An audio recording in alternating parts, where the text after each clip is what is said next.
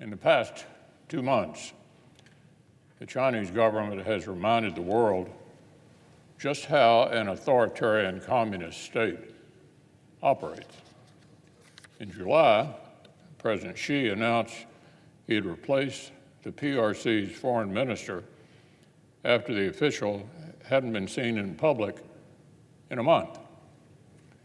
Then the senior official responsible for the PLA Strategic Missile Force, who hadn't been seen for even longer, was replaced.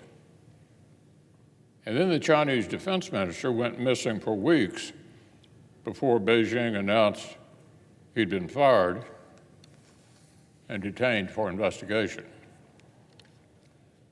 The purge of senior leaders, growing economic volatility, bellicose foreign policy, these are concerning developments in a country with a reputation for repression at home and belligerence abroad.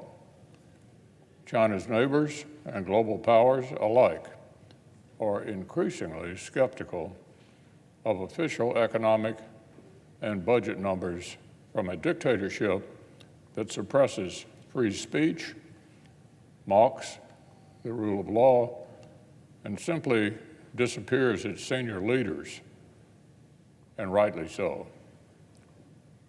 One thing has long been certain: the PRC is arming itself at an alarming rate.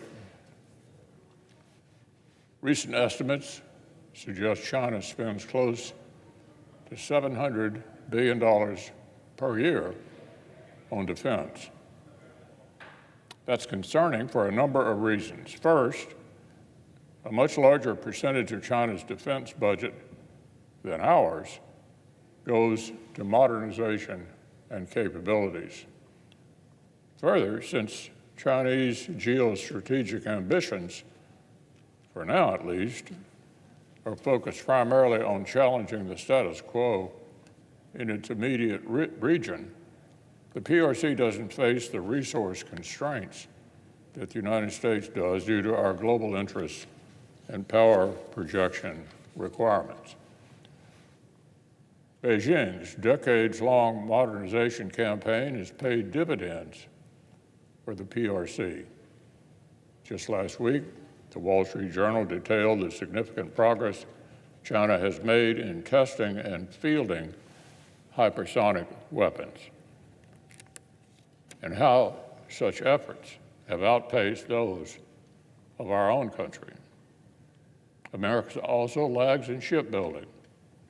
The infrastructure constraints that keep us from building more ships, testing more hypersonic vehicles, and training more pilots are well known. But the cold truth is that China, which has a shipbuilding capacity more than 200 times that of the United States, is set to reach 400 ships in 2 years, while the U.S. Navy is aiming for 350 ships, listen to this, by 2045. This is precisely why Senate Republicans, led by Senator Shelby and Senator Wicker, pushed for an amendment to the 2021 Bipartisan Infrastructure Framework to create a defense infrastructure fund and expand our capacity for testing, training, and production. Unfortunately, the Democratic leader did not allow this amendment to receive a vote. For what it's worth, I appreciate the Pentagon's recent efforts to catch up.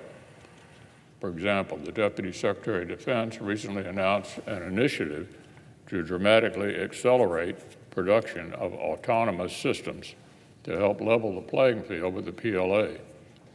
Her remarks were titled, "The Urgency to Innovate."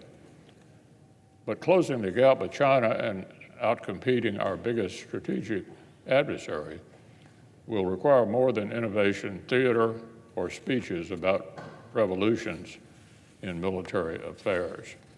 Real progress will require real investments in long-range strike capabilities. real expansion of our defense production capacity, real defense technology cooperation with our closest allies, who increasingly share our concerns about the PLA.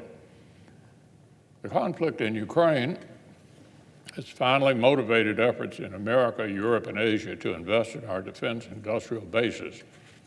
But if we truly take competition with the PRC seriously, there's a lot more that needs to be done. AUKUS, our technology sharing partnership with Australia and the United Kingdom, is a step in the right direction. In fact, it will hopefully serve as a model for expanding defense cooperation with other allies, but these efforts cannot come at the expense of properly funding America's own requirements for crucial systems like attack submarines.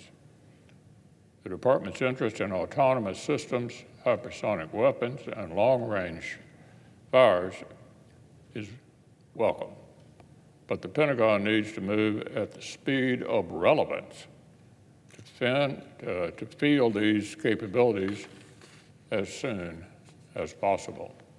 And the Biden administration needs to stop sending Congress defense budget requests that cut funding after inflation and start prioritizing serious investments in the weapons that we actually need.